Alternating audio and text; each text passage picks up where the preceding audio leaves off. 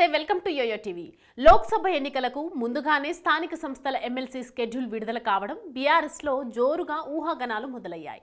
ఉమ్మడి మహబూబ్ నగర్ జిల్లాలో ఖాళీ అయిన ఒక స్థానిక సంస్థల మండలి స్థానానికి ఉప ఎన్నికలు నిర్వహించేందుకు ఎన్నికల సంఘం షెడ్యూల్ విడుదల చేసింది।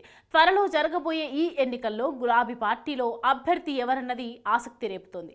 2 ఏళ్ల క్రితం జరిగిన ఎన్నికల్లో పాలమూరు జిల్లాలోని స్థానిక సంస్థల కోటాలో 2 శాసన మండలి స్థానాలను బీఆర్ఎస్ ఏకగ్రీవంగా గెలుచుకుంది। కూచుకుల్ల దామోదర్ రెడ్డి, కసిరెడ్డి నారాయణ రెడ్డిలు ఏకగ్రీవంగా ఎన్నికయ్యారు। కసిరెడ్డి నారాయణ రెడ్డి ఇటీవల జరిగిన అసెంబ్లీ ఎన్నికల్లో కల్వకుర్తి అసెంబ్లీ స్థానం నుంచి పోటీ చేసి ఎమ్మెల్యేగా గెలుపొందారు। దీంతో ఆ స్థానానికి మార్చి నెలలో ఉప ఎన్నిక జరగనుంది।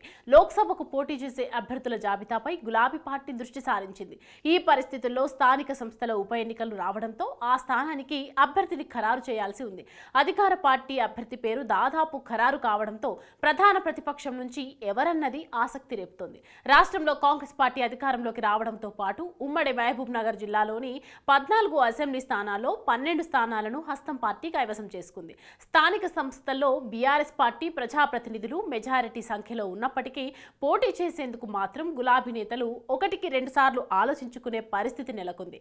మాజీ ఎమ్మెల్యేలు లోక్సభకు పోటీ చేసేందుకు ఆసక్తి చూపకపోయినా పార్టీ అవకాశం ఇస్తే మండలి ఉప ఎన్నికల్లో పోటీ చేస్తామన్న సంకేతాలను ఇస్తున్నారు।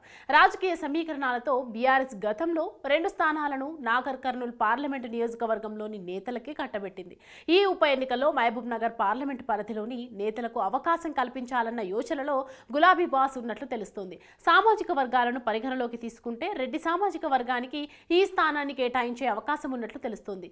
దేవరకద్ర మాజీ ఎమ్మెల్యే వెంకటేశ్వర్ రెడ్డికి ప్రాధాన్యం దక్కే అవకాశం ఉన్నట్లు ప్రచారం జరుగుతోంది। బీసీ సామాజిక వర్గానికి చెందిన నేతలను పరిశీలిస్తే మాజీ మంత్రి శ్రీనివాస్ గౌడ్ లేదా రవికుమార్ పేర్లను అధిష్టానం పరిశీలించే అవకాశం ఉంది। స్థానిక సంస్థల్లో గులాబీ పార్టీ ప్రజాప్రతినిధులే మెజారిటీ స్థానాల్లో ప్రాతినిధ్యం వహిస్తున్నారు।